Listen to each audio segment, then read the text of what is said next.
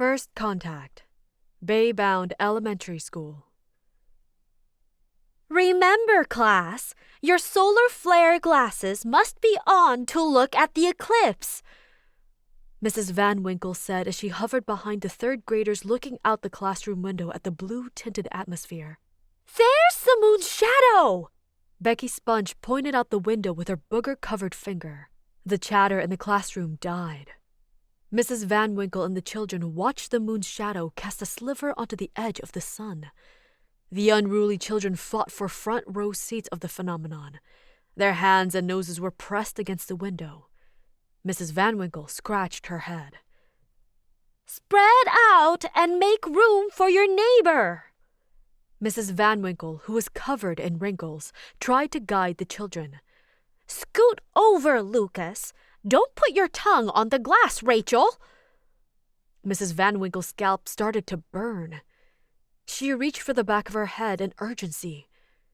Everything felt normal, just itchy. She dug her pointed nails into her dry scalp. You can really see it now, Mrs. Van Winkle.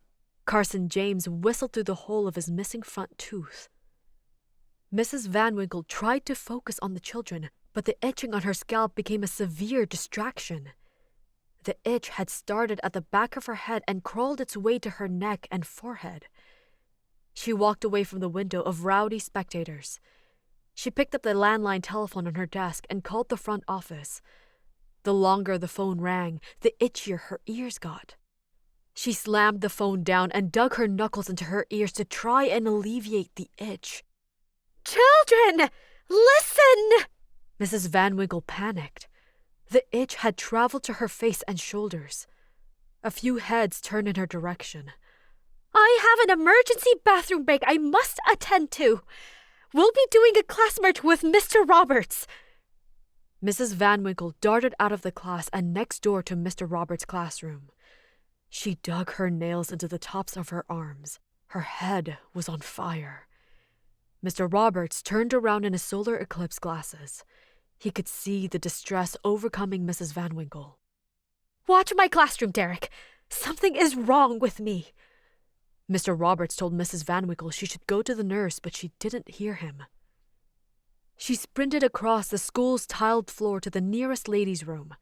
Mrs. Van Winkle ran to the sink and started splashing cold water over her irritated skin. She felt rough bumps on her cheeks and looked in the mirror. Her face was red and covered in bumps that appeared to be ingrown hairs. She reached around to the back of her head and was greeted by a handful of fluff.